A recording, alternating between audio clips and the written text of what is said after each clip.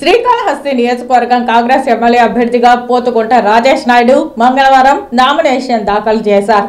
ముందుగా పట్టణంలోని గోపాలవనంలోని తన నివాసం నుండి వామపక్షాల ఆధ్వర్యంలో కాంగ్రెస్ అభ్యర్థి డాక్టర్ పోతుకుంట రాజేష్ నాయుడు తన అనుచరులతో ర్యాలీగా బయలుదేరి అంబేద్కర్ విగ్రహంకు పూలమాల వేసి అక్కడి నుండి ర్యాలీతో ఆర్డీఓ కార్యాలయం చేరుకున్నారు. కాంగ్రెస్ పార్టీ సీనియర్ నాయకులు డాక్టర్ బత్తయ్య నాయుడుతో పాటు వామపక్ష నాయకులు పాల్గొన్నారు. ఈ సందర్భంగా ఆయన మాట్లాడుతూ శ్రీకాళహస్తిలో కాంగ్రెస్ అభ్యర్థిని గెలిపించండి, తాను డాక్టర్ గా ప్రభుత్వ ఆసుపత్రిలో ప్రతిరోజు అందరికీ వైద్యం అందిస్తానని అన్నారు.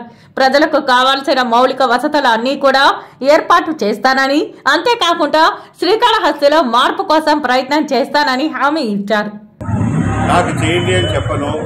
ఎవరికి ఎక్కడ బాగుంటే టీడీపీ క్యాడర్ మొత్తం అందరికీ ప్రతి ఒక్కరి క్వశ్చన్ ఇదే, టీడీపీ క్యాడర్ మీకు పనిచేస్తుందా, టీడీపీ క్యాడర్ మీకు పనిచేస్తుంది. వాళ్ళకి అక్కడ బాగుంటే, వాళ్ళ జీవితాలు బాగుంటే, వాళ్ళకి మెరుగైనవి ఉంటే 100% వాళ్ళు అక్కడే ఉండాలి, ఆ టీడీపీకే పనిచేయాలి. నాతో రాండి అనేసి నేను ఫోర్స్ చేయను, నేను పిలవను. నేను పోరాడుతున్నాను మన కాళహస్తికి చాలు, మిగతా వాళ్ళందరూ వచ్చేది నాకు ఇష్టం లేదు.